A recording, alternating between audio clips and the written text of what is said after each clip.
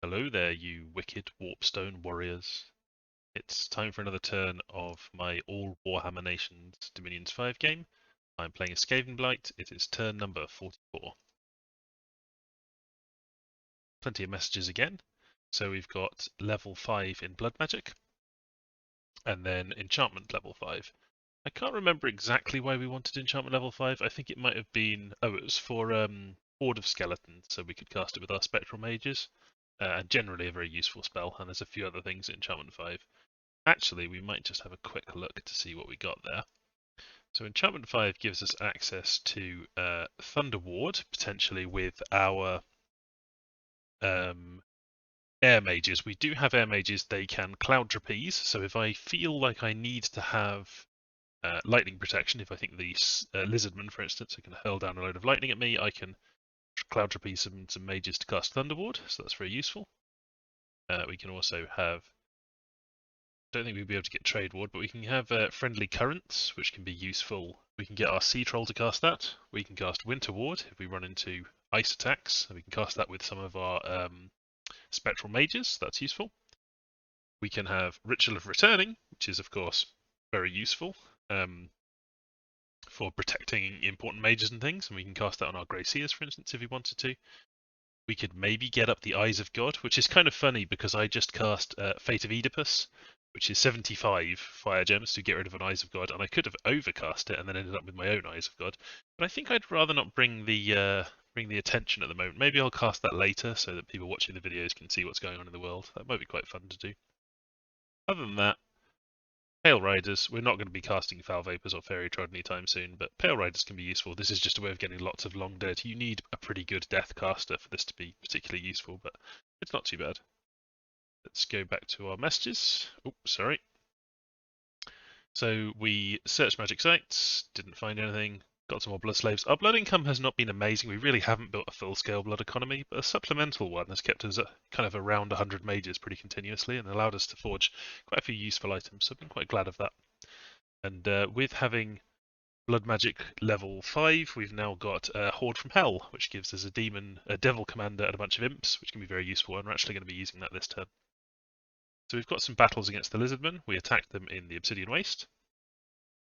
This is a decent-sized force. We've got Storm Vermin and Clan Rats, and we've got a lot of weapons teams, and we've got a couple of casters there, including Flame Spirit to give us some fire elementals if we need them, and a couple of Doom Wheels.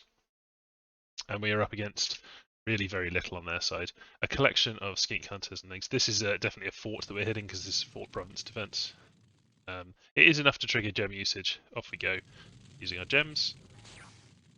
But yeah, I'm expecting to romp through this pretty easily. The Vermintide will chew up some of these, but basically the Fire Elementals just roast all of these, including their Saurus. That shouldn't be a problem at all. Let's put this on nice and fast. So yeah, in our Treep Scare we just roast everything. Ooh, took a bit of friendly fire there. See how much we lost to the friendly fire. We lost 3 Clan Rats, Storm Vermin and a Giant Rat. The Storm Vermin's a bit irritating, but oh well. It's important to have shut down another fort and taken a bunch of their province defense out. You'll note at this point that the lizards aren't really attacking us back. And I've been a bit curious as to what's happening here, because I've been trying to predict their movements and going, oh, this turn they'll probably do this. And I've been wrong just consistently because they've just stayed in their forts. And what I think has happened here is that the player who's playing as the Lizardman, he's a pretty experienced player, but I think he's just not really having enough time to do his turns properly, which is a bit of a shame. Maybe he'll get more time and we'll see what's happening, but I think I'm not going to kind of steam full ahead with this war while we're in this situation. But I am just going to keep taking the things that are available, and I might ask what's up with that player and just see if they're okay, if they need a sub out or if they need more time to take their turns or something like that. But I think from something they said that they were having a bit of trouble taking the time to take their turns, kind of do all the scripting and things and move their troops. So we'll see. I also attacked in La Pinza. This is a rather large force, and this is taking another of their forts, so we've got some more fort province defense. Not very much here, and I think this won't trigger gem usage. I think this isn't enough for gems to get used. I'm not seeing any gem usage. Yeah, it would be anti-magic otherwise, so we'll just go and deal with those. Cedarwood Forest we attacked. This is the previous attacking force of Gutter Runners, who are pretty experienced Gutter Runners, but they're accompanied by not very useful Giant Rats, so The trouble here is that in addition to some province defense, there was a chunk of skink hunters there with their blowpipes, and they are able to shoot up pretty badly my gutter runners before they get to combat. So the gutter runners are not going to last very long in combat because they'll just end up fleeing blowpipe hits. Well, we might do it still. In come the rats. But no, the blowpipes are just continuing to fire and just chewing my rats to pieces and killing off my gutter runners, so unfortunately not enough to get through those. That's fine, we killed some and they weren't province defense, and I think they routed before the end of the battle, so yeah, that's alright. We killed a bunch of skink hunters, that's fine. We can't win everything when we're doing very low commitment attacks on provinces. And then we have our battle at the fortress of Eldhill, so this is storming the fortress we took a while ago and had cracked the walls on. Let's see what we're up against. It's just these wall defenders who are hunters, and I think there's skirmishers in there as well. No, it's just hunters, and they've got a war chief leading them, and then they have literally nothing in the fort. They emptied it all out to attack me, so it was a bit of a kind of a waste. But it's good to plan just in case the enemy's going to have lots of stuff. I was going to say it's a waste to plan this out, really, but it's always good to plan a bit, and then let's just see how our forces do. So we've got some imps coming in, our rats charging in, and then we've got lots of evocations. Evocations and missile weapons are not terribly good against things standing on the walls. I believe that's true of evocations. It's certainly true of missile weapons. And then over here, this is our troops we were skitter-leaping. So we skitter-leaped a bunch of troops in and they're slaughtering the defenders, but it actually would have been better if they hadn't done that, because they're getting hit by all these evocations and things, so we're going to lose a bunch of council guard to that. But whatever, we get a fort. Yeah, so a bunch of them get roasted, unfortunately. And that's partly because it's in a very high heat province, so the fire is particularly nasty. We end up losing 8 council guard and then some inconsequential things, and I believe we didn't spend any gems. Maybe, oh, we probably did actually spend some gems. I'm not sure. Let me rewatch that actually, just to check whether we spent gems or not. So, Phoenix Powers. No, I'm not seeing any gem usage. No, didn't trigger gem usage. So then we've got some events. Jelly Agora, we lose some Warpstone. Thorn Woods, lose Warpstone. So this is interesting. We're now reaching the point where lots of our provinces have had these Warpstone seams open for a while, and of course they're just closing. And although we're taking over more provinces, we're not getting that many open, so we're kind of seeing more of them close down now, and we're losing a bit of income finally. We lost some province income there permanently, and Land of Plenty, we got attacked by knights. Thankwall the Chosen Grey Seer has foreseen a major event. So this is a worldwide event, I believe. 3 months' time. One night the moon was red as blood, the next night it was blue as water, and on the 3rd night it was gone. Then on the 7th night the moon appeared once again. This time it was white. Very poetic. I have no idea what it means. I could go onto the mod inspector and look up in the load the events into it and look up what that event means, but I'm not going to do that. I just don't know what it's going to be. It's going to be some global event. Land of Plenty, we were attacked by knights. So an interesting thing here is normally this would smash my province defense, right? Knights are pretty nasty, they're heavy cavalry, they can easily beat up quite a lot of province defense. However, in addition to the province defense that we have, which is just a little bit and a bit of heavy cavalry, we've got plenty of giant rats here because we had people patrolling here with giant rats because we were blood hunting. We've got a blood mage who is set to cast summon imps. And we've got our Flame Spirit, who had Fire Gems and was set to cast Summon Fire Elemental. And the reason for that is because I thought the Lizardmen might be sneaking around, and it's good to have some mages kind of scattered around, scripted, ready to fight in your provinces to deal with surprise attacks. So we'll see how it goes. But I think that this should be completely fine. The Imps and the Rats will hold them up. The Fire Elemental should be able to roast quite a few of these knights and deal with them. Says the Fire Elemental. He's a little bit held up by the province defense. In go the rats. The knights predictably start chopping up the rats, but there's a lot of rats. These are the imps from Summon Imps. They're blocking off these enemy militia who are supporting the knights. The rats are not doing great against the knights. They just don't have the firepower to fight them. But we have the imps coming in. We've got a little bit of evocation coming in from our Fire Spirit. And most importantly, we've got a full-sized Fire Elemental we've cast. So he's going to come in and just blast squares of these knights. When they attack him, although they have a lance that's length 3, that's already been used up on the rats, so they'll be attacking with a length 1 and a length 0 weapon, which means they'll end up taking bad hits from the fire shield on this, which is 14 AP damage because he's a big one. So you will see he will just disappear all of the knights that are near to it. There they go. And then the rest of them break because they were slowly taking damage from everything fighting them. So that's nice that we've managed to avoid losing a province. We would have just taken it back the next turn, but it's always good to avoid losing it in the first place. Caught a couple of Dark Elf scouts, that doesn't matter. And we've started to destroy the walls in Lepintha and in Obsidian Waste. So in Lepintha, we know that there are enemy troops in there, unless he somehow moved them out. You might use Gateway to move them out, but I very much doubt it. And yet we are still breaking the walls down. That's because Skaven, even though I don't have a huge army here, these are very good at sieging. Yeah, they have very good siege strength because they're Skaven. They get the siege bonus, and these ones actually have pretty decent strength as well. So we're sieging that.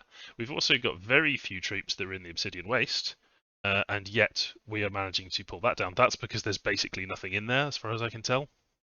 It's pretty much empty. He emptied it out to go up here and fight the Chaos Dwarves. Now you can see something quite curious up here, which is that the lizards have been trapped back inside this fort.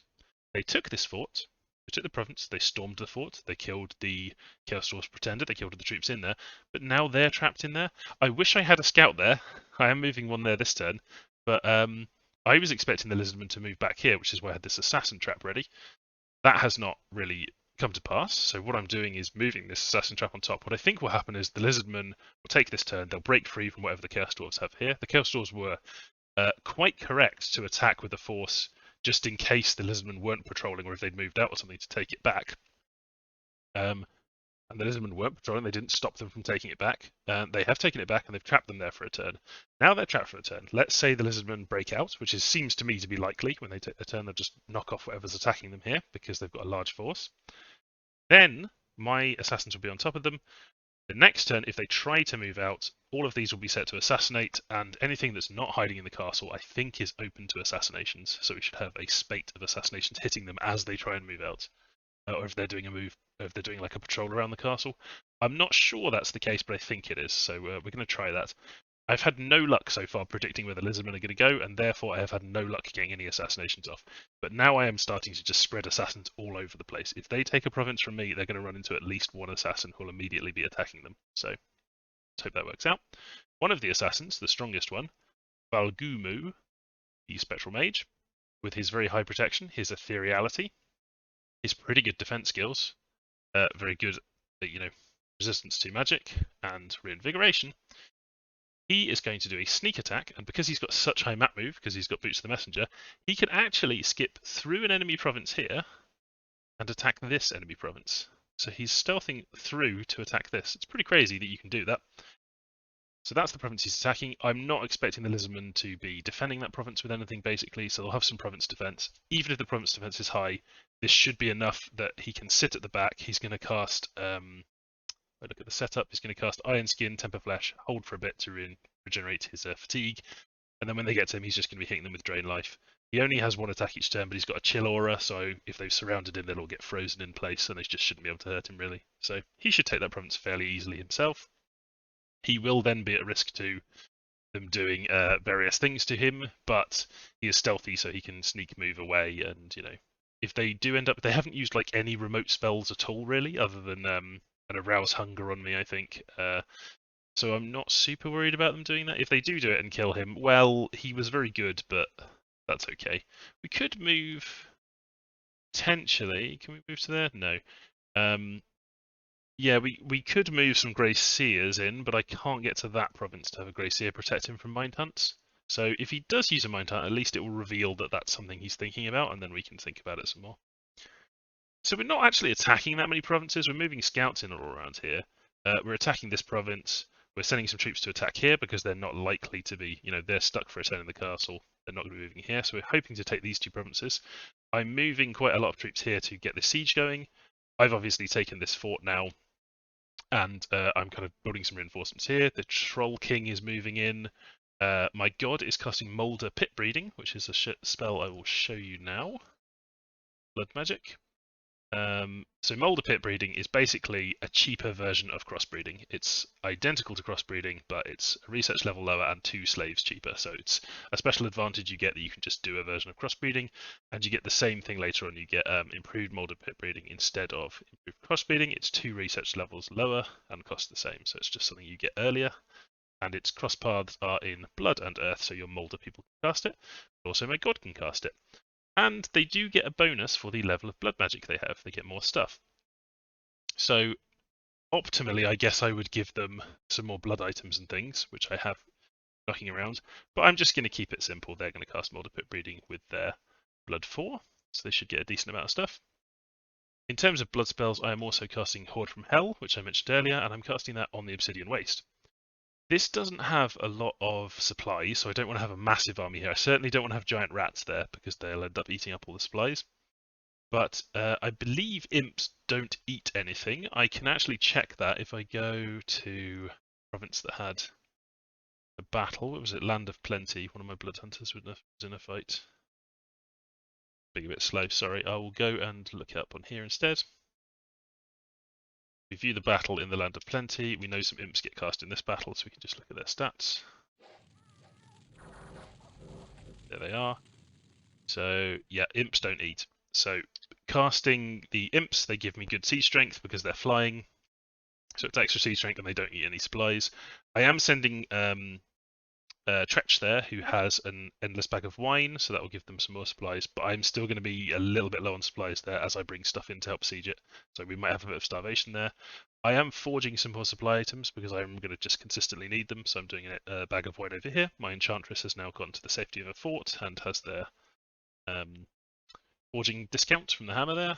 I've got enough major gems that I can do a bunch of those. So I'll do a few endless bags of wine, I think, for a bit, just to make sure I've got them ready for when I need them. I'm also forging some more fire in a jar. I know that we've got the People's Arena coming up, and I want to send something good to that because it's entertaining.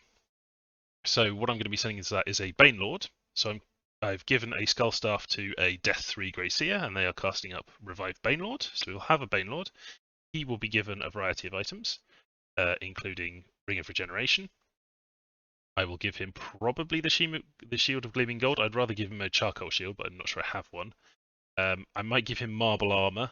I'm making a Horror Helmet for him to wear. I could give him a different type of armor, or I could give him no armor and just give him the Boots of Stone. But I think I would rather give him some different boots, potentially. We've got a Frostbrand available for him to fight with. If my god is not doing anything with these items, she could also donate Elemental Armor, Charcoal Shield, Firebrand, which are all better versions. They're better than the Frostbrand and so on. I could also next turn have the, instead of an endless bag of wine, which I think I need at the moment, I could forge up something like the Vine Shield or the Eye Shield. Those would be perfectly fine. Having a think about it, I could potentially, I've got a fair bit of air gems. I think I maybe want to save them for doing something, maybe trying to get an air booster. I've just realised, just watching this, I have an air 3, which is actually pretty good. Can you cast with air 3? Things that I don't particularly want. Springhawks can be useful in certain situations. You can do Call of the Wind, of course, but you can do Seeking Arrow. Now that's interesting.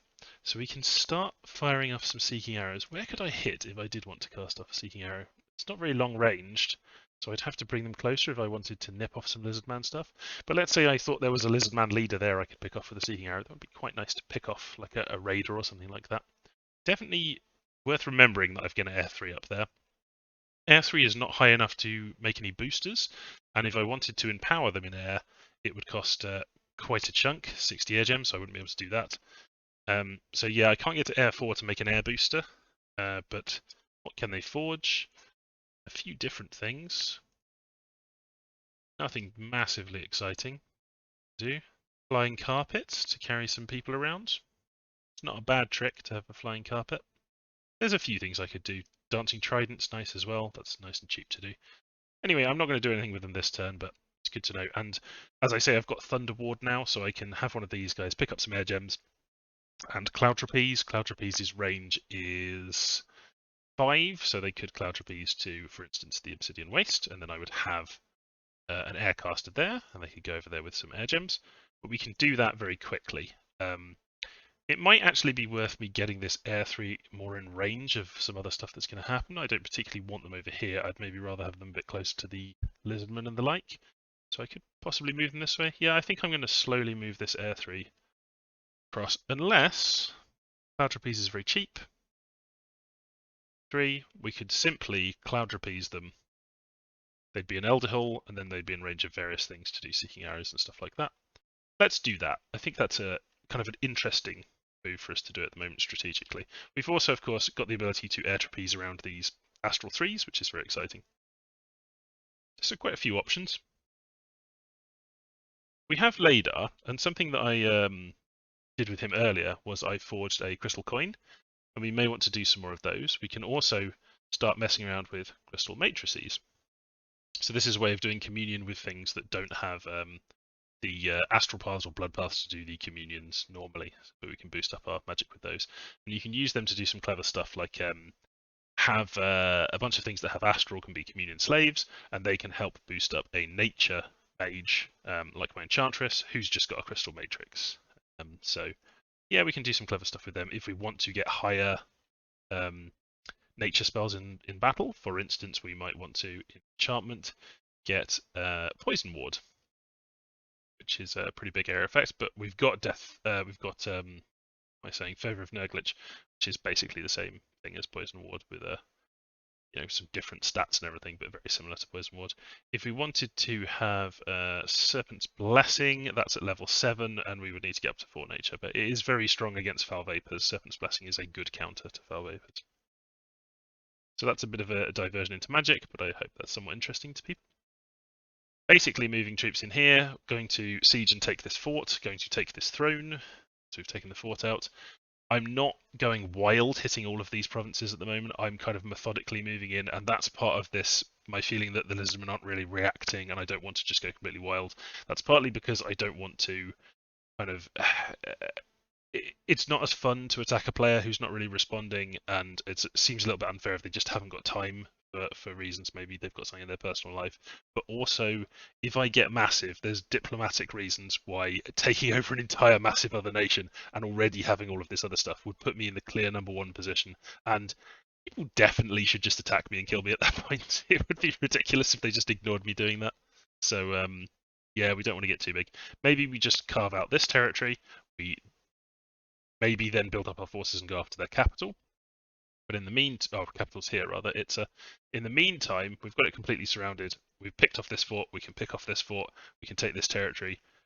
We can pick off this fort at some point possibly, and we can go after their capital. And it'll kind of provoke a fight to the death with the Lizardmen, but they do still have all of this territory, so it doesn't, we don't look like we've completely won the war and make everyone panic. So there's something to consider as well. Anything else going on with forging or any bits? We're breeding some pestilence plague rats. They're interesting and can be useful. I think I've got any of them out in the field at the moment. One of the things about them is they look so much like giant rats that I might have just lost track of them, which would be it would be a very bad thing to lose track of. Aha! I have. Look at this. Those are plague rats. So I have to bear in mind that they're mixed in with the rats there, and they can destroy an entire one of my armies if that plague gets loose in battle. They're like firing off biological or chemical weapons in a war. You can destroy your own side. So where are you going, Scabclaw? We've got a Scabclaw, the Plague Priest. Where's our Scabclaw? There he is. Scabclaw is heading here. There's nothing that I'm terribly worried about losing over there, so maybe I'll just let these rampage. Yeah, let them go in. We've got weapons teams over here hanging around. I might split these into 2 forces, possibly. Set you to shoot at archers. Fire and keep distance. Move to a slightly different position. And then we've got some slaves who are on hold and attack. And maybe we'll just let the plague run amok while our vermintides go off. We do get a fight here. I'm not sure that we will, because the Lizardmen aren't being very reactive, but possibly they will strike out from the capital in all directions and hit all of these. That'd be kind of interesting. We've got some assassins moving around about here, I think. Actually, I diverted a lot of my assassins up because obviously I was trying to do this assassination trap earlier over here, and I am still going to try and do one over here, because a turn of massed assassinations is more interesting than lots of small assassinations. So I don't know that we've got that many. This one is supporting an attack over here. He's just there so that he can. He's just holding behind everyone so he can just support them with throwing in some imps into the battle continuously. And this assassin here, Sharp Eyes, is moving down here. They are going to burst out the cap. Maybe I want him to be guarding this instead. We've already got a couple of assassins over here.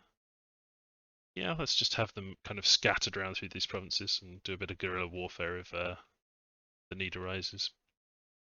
Okay, so that's pretty much everything. We've got our Sea Troll is going to go into this underwater province, and I've just got him troops out of the back, some others guarding him, and he's just going to summon up a couple of water elementals, and he gets one water elemental for free from his bottle of water. So we should win that just by firing water elementals at the enemy. And forging wise, we are forging a horror helmet, as I mentioned. We are forging another bottle of water, and we are forging endless bag of wine there. And then I should have one more. Should have one more hammer out there doing something. I can't see it at the moment. Here it is. It's forging fire in a jar. So fire in a jars I just want loads of because they're great for people who are going to be casting fire elementals a lot. They give them one fire gem. That's it basically. I think they make their fire magic go slightly further as well, but basically it's just a way of getting putting them on people so I don't have to resupply them with fire gems. Over time it'll pay off if I keep having things summon fire elementals in combat, which is like, it's like the flame spirit, stuff like that. We've also put a black heart into another one of these spectral mages. He is over here, Laiduc, and he is moving in to help with the siege. So he is, if he was assassinating somebody, he has lifelong protection, which is excellent for an assassin, obviously. But he can also cast Horde of Skeletons. So Horde of Skeletons and lifelong protection from an assassin is a very, very brutal thing for almost anything to deal with. So another nasty assassin. I'm really enjoying having all of these assassins. I wish I had a bit more success in predicting where the enemy was going to go and using them, but it's nice just to have them there. If things go very wrong, if there's a big enemy army rolling towards me, I can go, okay, it looks like the enemy army is going to roll into this fort. I can basically stuff the fort with my assassins, and then when the enemy sieges it, the assassins can all spring out and kill a lot of them. Sieging it, it's a classic tactic.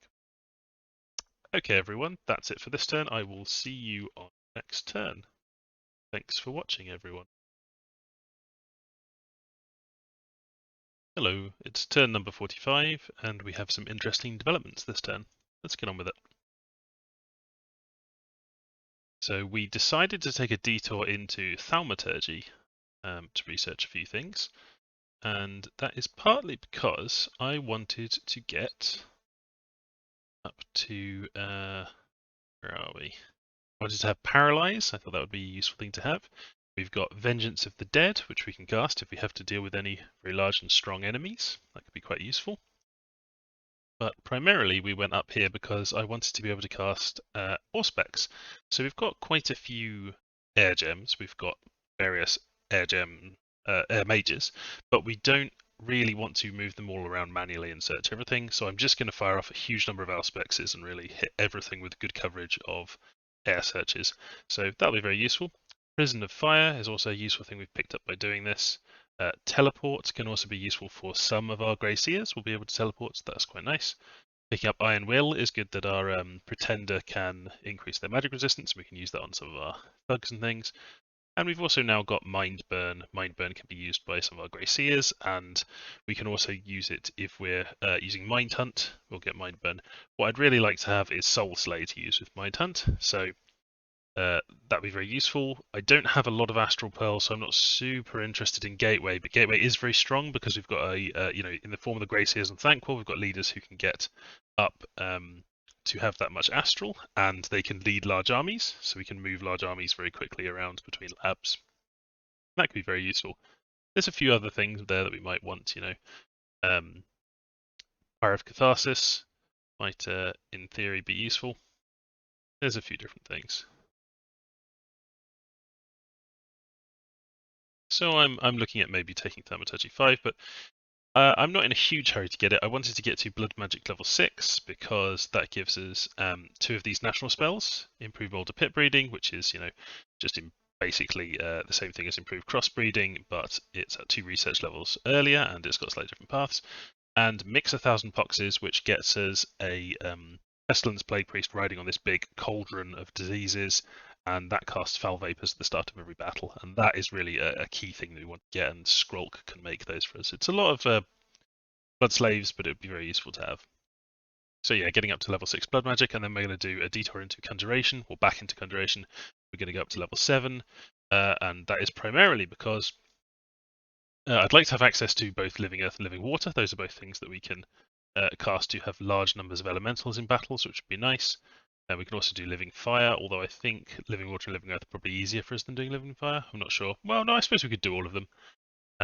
But also, this will give us access to Summon Mound Fiend, which I believe they're a Death 3 natively, so that we can get up to the higher levels of Death without having to rely on Death 3 mages, which we have very few of. I think we've only got one Death 3 mage. Yeah, I think it's just one Gracier.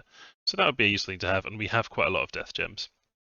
If we keep going up Conjuration, there's also quite a few things that we can get up here that'd be nice, including our very powerful Contact Vermin Lord spell. And we do have a very nice Death income, of course. And then we'd also like to have Construction level 7. That gets us our national Construct Streaming Bell spell, which gives us a very strong Gracier, basically. But I'd also like to have Weapons of Sharpness, and I'd also like to have Forge of the Ancients, potentially. I think we can do that by using a Troll King for 3, Earth Boots for 1, and then 1 more from the Bloodstone, although we haven't made any of those yet. They're very useful. Now, what is going on this turn? Well, we've cast Horde from Hell. That was to help our sieging force on that one fort. We've got our Banelord, and he's ready to go up to the arena. We Cloud Trapezed an Air Mage over in case we needed it in our war with the Lizardmen. Done a little bit of pit breeding to build up our forces. We've got some more Plague Rats, some Rat Ogres. And then we can see that the Lizards have made a remote attack on us. This is more of I think it's called Arouse Hunger, the Death remote. They've cast it 2 times this time, so they've got 2 packs of ghouls, 2 ghoul leaders, big chunk of ghouls here, and we really don't have the best province defense at all in this province, so the ghouls are not going to have too much difficulty getting through that. We'll kill a few of them, but yeah, they just chop through that, so 10 ghouls destroyed out of the total of 60, including the 2 leaders. So we're going to go and have to take that province back. That's kind of in the middle of our territory. It's more of a kind of harassment attack they're making. We did a bit of magic site searching, and for once we've had a good turn for magic site searching. We have found an enchanted windmill, which is nice. I will actually, because I'm going to talk significantly, about various things that's happened, I'm just going to go to these quickly, just so that I can show you the sites. Enchanted windmill gives us supply and a bit of air gems. We have Mapito Cliffs, Thunder Oak, which is 1 more air gem. So we're getting our air gem income up, which is good to use with augury.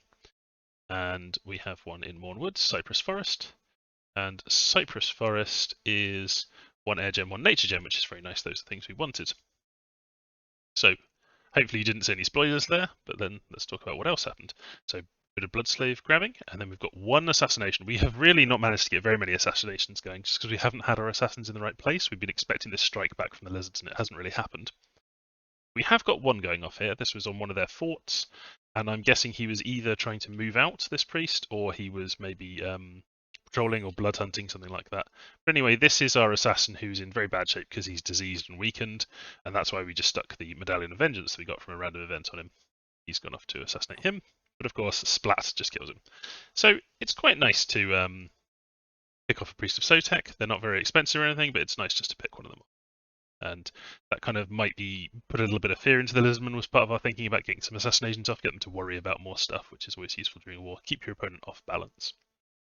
But this turn, the Lizardmen have struck back against us. We've got those remotes. They successfully managed to do that.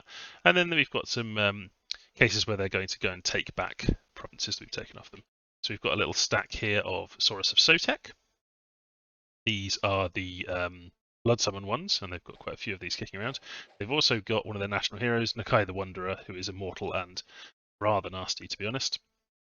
So Nakai the Wanderer and some Sotek and some Chameleon Skinks.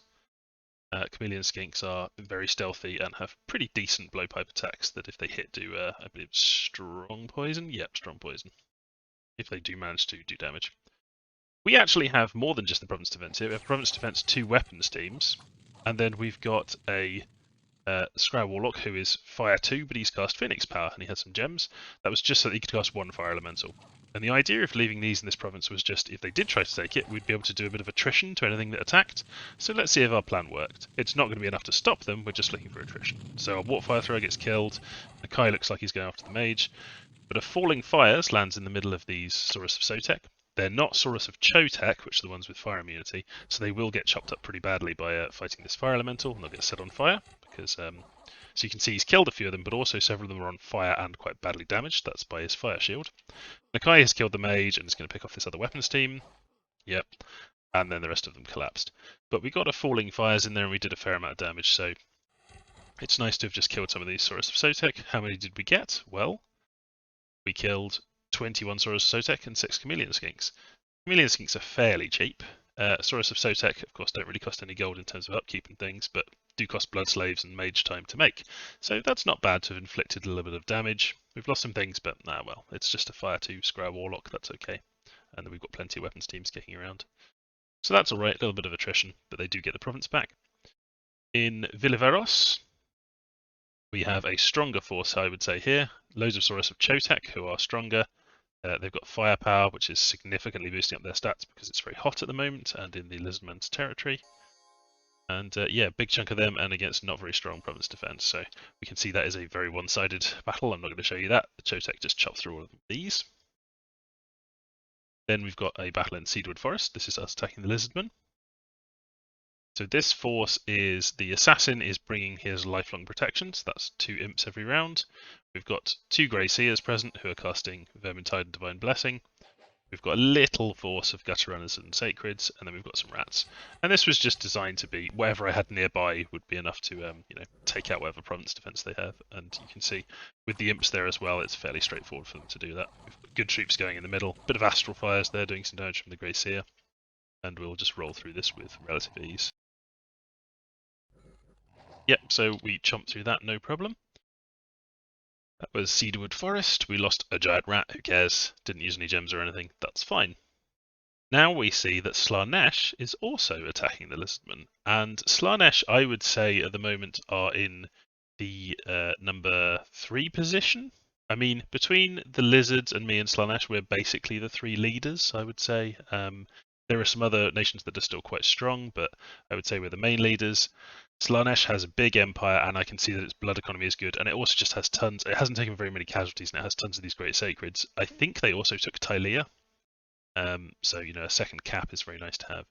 So yeah, in Silverwoods, it's attacking with just raiders. They've got some Chaos Warhounds present. They've got their Marauder Chief and Leader, and they've just got some kind of light and medium cavalry, but they're just against province defense. So this is very straightforward. The cavalry just chomp through the province defense with no issue. I believe they're probably quite experienced cavalry. Yeah, there's some there with 2 stars. So yeah, in they go. Then we have a battle of the Sea of Mermaids. This is our troll, Sea Troll King. Sea King, I believe they're called. Yep. And they are in with a living water bottle, and then they've got plenty of water gems. They can cast some more water elementals. So I believe this is full size, size 5, size 6. Interestingly, the one from the water bottle is not full size, it's 1 size smaller. Yeah, it's kind of odd. I had never realised that, but I suppose it makes sense to tone it down a little bit, make them slightly smaller. So in they go, fighting the Ictids. Ictids are pretty tough, and you can see this one gets netted and chopped up. But in come the trolls. The water elementals can regenerate underwater and soak in all the trolls, and the water elementals can get bigger, and of course they've got these very powerful crush attacks that just smash stuff with underwater. So an easy win for us there. But Ictids, they're okay, they're not the most scary things in terms of underwater independence. It's nice to have this province just because it's more gold. The underwater provinces haven't really been touched by lots of war or anything, and they've got plenty. No one's been blood hunting in them, of course. And so there's good gold income to be grabbed underwater, and I'm going to make a pretty strong effort for it because I've already got an okay water gem income, and now I've got a decent mage under there, so I can do quite a bit underwater, I think. The Lizardmen then attack us in Operi. So this is they've made basically these little forces of a knot of sacreds, and then maybe they've got some skirmishers or something with them, and that's basically enough to beat province defense very easily, and that's what happens here. The Chameleon Skinks shoot things up a bit, and then in come the sacreds and wreck everything. Did they lose anyone in the process of doing that? They lost a Chameleon Skink. That's 9 gold, so that's fine. Then we've got a battle in the Range of Light. That's us attacking the Lizardmen. So although the Lizardmen, this is where we're using our little mini thug. So this is a spectral mage with a few good items. He's a black heart, so he's really an assassin more than anything else, but I'd given him these other items just so he could do a bit of raiding. He doesn't have his chill aura, which he normally would have, because it's so hot he just doesn't get it. It's heat 3 here. So instead he's buffing himself up, And he's going to have to rely on just doing his life drain attack and relying on his fear and the fact that he's very hard to kill. 31 protection, resistance to everything, ethereal. Yeah, he's going to be extremely difficult to do any damage to at all. And of course, if he did take any damage, he could get it back through his life drain, as you can see there. He's pumping his hit points up and removing his fatigue by just slurping on people. So the main thing he's going to win by is fear, though. He'll occasionally get a hit in, but he's not really a fighter. He's just there to stand around and scare people off. They just completely fail to kill him or do any damage to him at all. And he slowly does fear checks on them and does the occasional kill with his life drain attack, which is useful, you know. Stops him. If he did take some damage, it'd be useful. He had the life drain to keep him going. And we win. So that went very nicely, although he is a bit vulnerable there now.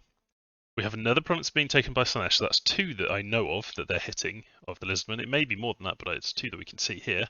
And this is a much more scary army. This is one of their main forces, clearly. It's tons and tons and tons of chosen warriors with experience stars. So an extremely tough and expensive force, because these guys, I can't see the gold cost on this screen, but very, very high gold cost. They also have a ton of the more expensive Marauders, the Marauder Berserkers with experience stars sat at the back here, and a few Forsaken and other Marauders mixed in. And then they have a national hero, Strykar the Prince of the Swords Fanar, who with some nice items. These are relevant items as well, getting the Frostbrand and the Weightless Kite Shield on him. He can wreck things up very nicely there. He's got experience stars. He is invulnerable, you know, very high protection. Just a very powerful melee combatant. And he's also got these excellent chosen knights with him. He would be a pain to assassinate, not just because he's very good at fighting, but also because he's got the handful of acorns. I wonder if he will be their entry into the People's Arena that's happening. It's possible, although he does have 2 miscellaneous items, which makes me wonder. Anyway, very, very big and powerful force. Tiny PD, we know what's going to happen there. Oh, we do get to see their bless, actually. We should take a very quick look at that, because that could be relevant for us. If you go to Lyratos, let's wait for their bless to happen. I don't think we'd seen this before, or I hadn't paid attention to it before. Their bless is shock resistance plus 10, fire resistance plus 10, poison resistance plus 15. So we don't really want to fight these chosen, because these are all things that would be a real problem for us to deal with. But quite a bit of other stuff too. Magic resistance, undying, hit points, blood surge, so that's a little bit of extra strength, attack, and reinvigoration if they manage to kill something in combat. Dark vision 50, so they can fight well in caves and in darkness, and combat speed is extra.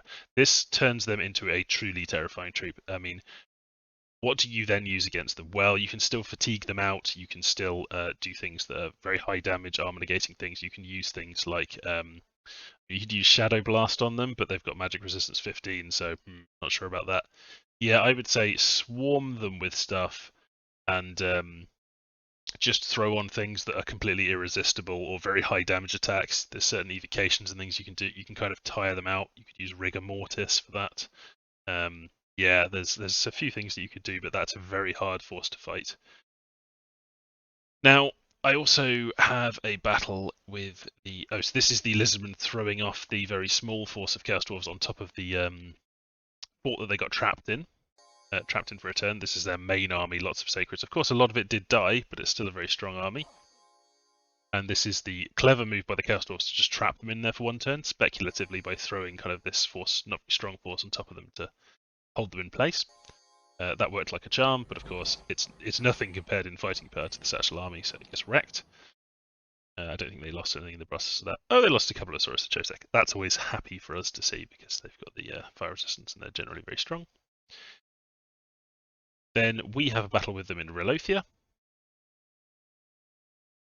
This is a bit of a stronger force. We've got one of our typical fire elemental casters here. We've got plenty of weapon steams, a little bit of infantry, and some Vermintides. This was because I think we were attacking... Oh, it wasn't a fort, but we were attacking something where I thought there might be a bit of resistance, so I was sending in better troops to this one. But you can see that this one's going to be fairly one-sided. In goes the fire elemental, in goes all the weapon steams and things. Blam, blam, blam. What did we lose? A couple of giant rats, fine. And some gems, of course, that's worth remembering. We've now got some events. In Namor, we've got a lovely Warpstone seam. Always happy to see those. We've lost some tax in the Forest of Long Nights. Oh well. And then circus has turned up. Everyone loves the clowns. We get some gold and we get some luck. That's always a nice event to see. Then we've got a worldwide event occurred. So this is the arena battle. In the arena battle, you're given a slave collar, so you can't use your magic. It basically just feeble-minds you for the purposes of magic.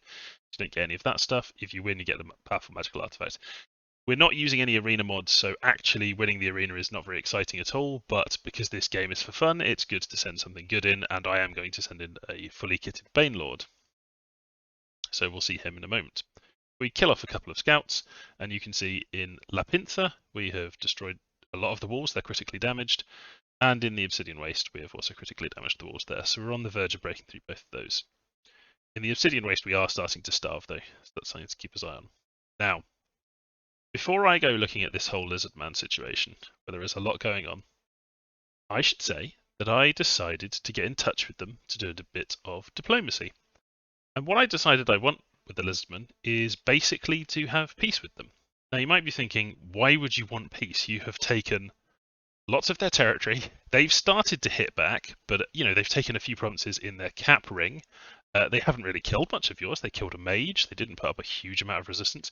You're in position potentially to crush a force of theirs in this fort. Certainly to take the fort and this throne here. That I don't think there's anything in there at all.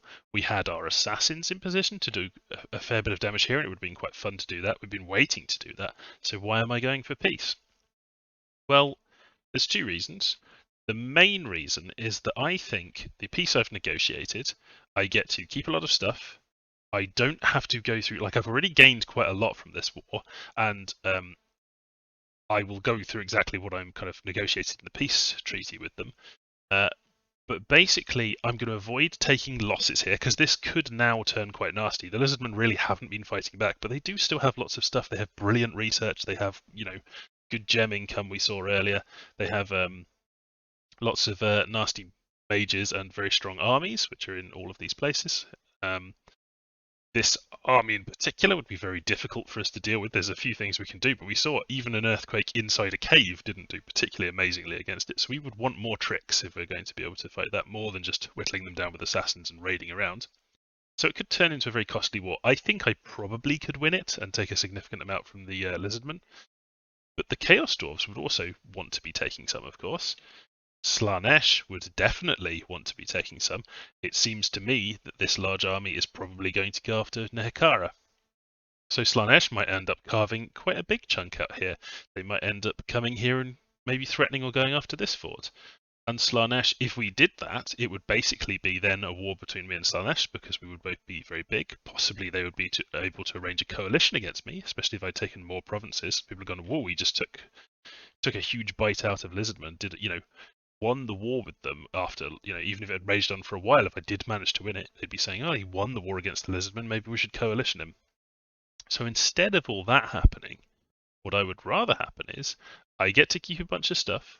I don't lose very much. I don't have to worry about the lizards using remotes on me or counter-raiding, these kind of things. I get to move these forces back and kind of reorganize a little bit. And meanwhile, the Lizardmen can concentrate on fighting Slaanesh.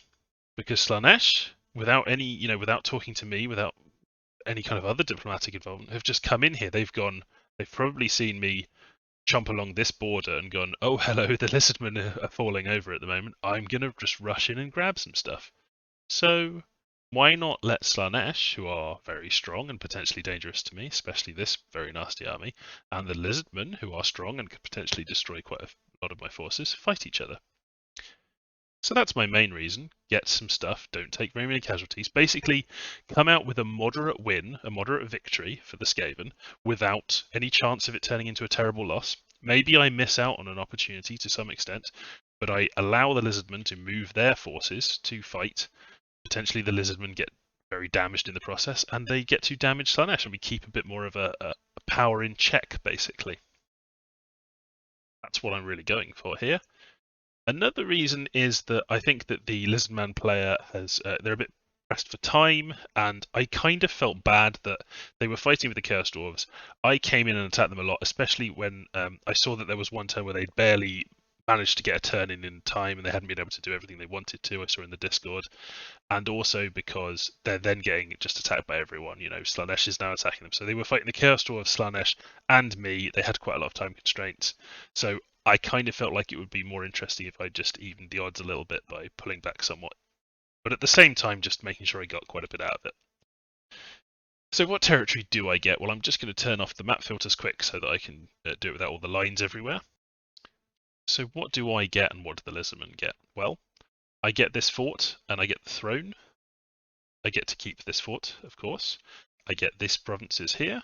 I don't get these two. I agreed to give those two back in exchange for some nature gems. They'll be sending me some nature gems because they're in their cap circle. They wouldn't really feel happy with that and they would have kept fighting me for those. So I just decided to give those up. They're quite nice provinces. You can see this one's big, this one's pretty big. So they are getting some good provinces back. I'm also giving back the stuff that's further into this territory because I don't really feel that I'm in a position to keep hold of it. So I'm going to give back all of these provinces. And there is one nice one there, Dragon Point. But I basically am happy to give those back. And I will also be abandoning this fort. I didn't actually crack into this fort yet and fight the. I don't know what the army was in there. I think I could have beaten the army with the ones here, but I would have taken casualties, and it's always hard doing a fort storm, especially when the Lizardmen could gateway in an army and make it very hard for me. And I'm giving up this province because I'm not taking it. So you could say, okay, you're giving up quite a lot. Yeah, I guess so, but I was only very tenuously holding these provinces anyway. They were, in the process of grabbing things back from me, and I didn't have armies in place to really take hold of those. So them grabbing those forces back from me, those provinces back, and then fighting Slaanesh is fine. What do I gain from this war? Well, I ended up taking all of these provinces. Sorry, this one. So 3 here, a throne, 2 forts, this province, this province, this province. So 3 here. So these have some nice sites in them. Windspire, a laboratory. This one's got the Fields of the Fireflies. We get Wolf Oak here, getting nature income from here. We're going to end up with another Wolf Oak here, a Mineral Cave, a Crystal Garden, and of course the Throne of Fire, which we very much want to have. So all in all, this ends up as being a nice little expedition for us. We didn't lose very much in this. We got to test out some of our technology. Yeah, so pretty happy with how that's going. Let me turn all the arrows and things back on. So my forces are all retreating. They're coming back. We still need to crack this fort, so we'll have some stuff here we're leaving behind. Enough that we'll be able to siege this. Some fairly significant stuff there, including our imps and things. There's basically nothing in this. I think there's just the wall defenders we'll have to beat, so we'll just send things in to chop up the wall defenders. That's completely fine. Everything else is sneaking back. That is just a scout, I think, who is sneaking along in that direction. Gustclaws, you're not supposed to be going in that direction. Go back this way. Yeah, so basically everyone's sneaking out. We've got our assassins dispersing all over the place.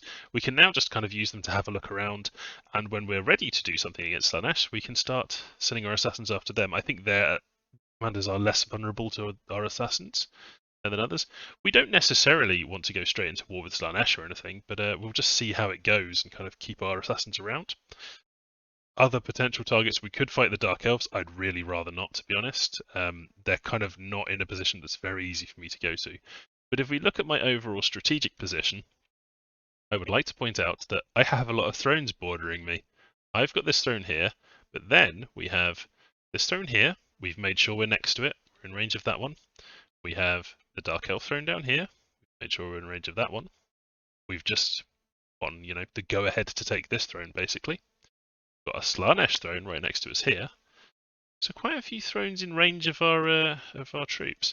There's also this throne down here. This isn't terribly far away. We could sneak a force around to get to here, particularly since we're starting to move in through this underwater passage. We can get next to some thrones via underwater forces, which could be quite nice.